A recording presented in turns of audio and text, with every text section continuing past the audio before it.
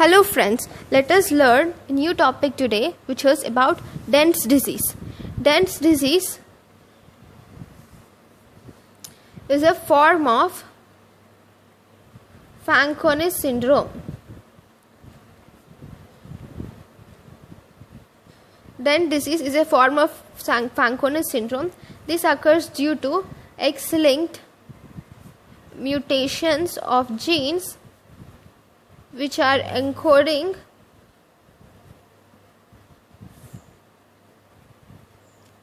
voltage gated chloride channel, that is CLC5.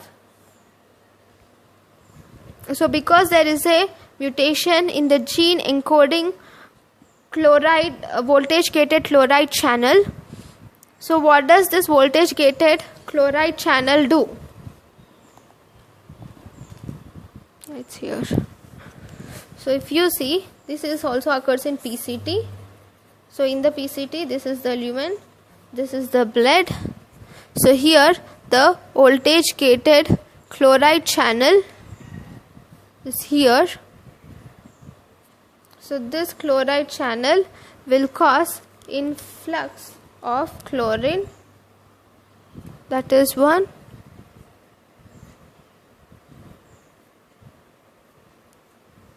Okay, so this voltage gated chloride channel, there is a mutation.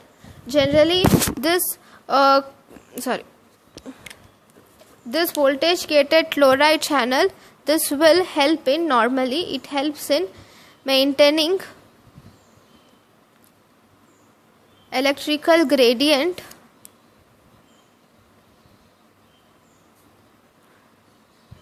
and acidic environment in proximal convoluted tubular cell endosome. So in the endosome, it helps in maintaining the electrical gradient. So because there is mutation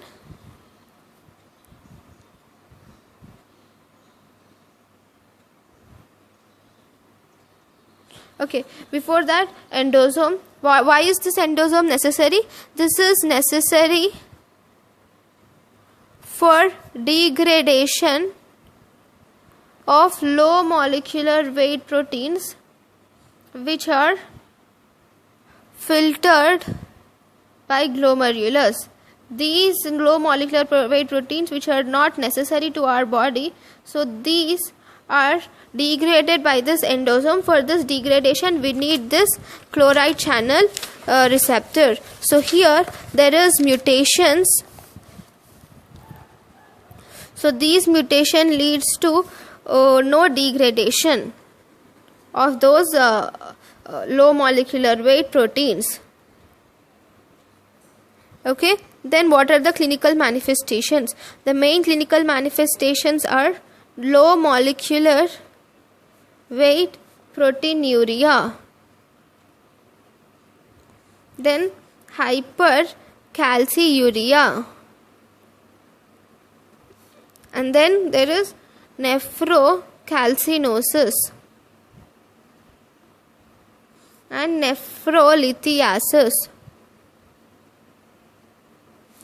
Here rickets or osteomalacia are seen in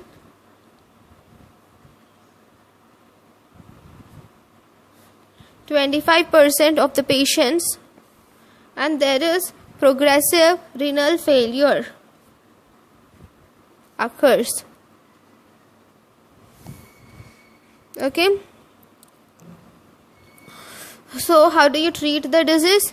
The best treatment is control, give dietary salt restriction, because there is decreased degradation of the proteins and salt. There you should also give thiazide diuretics.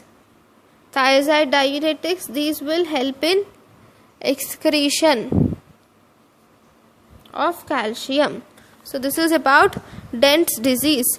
In my next class, I will explain about cystinosis. So thank you guys for watching my lecture. If you have any doubts, please comment it in the comment section. If you feel something is inadequate in this lecture, even then comment it in the comment section. Thank you for watching my lecture.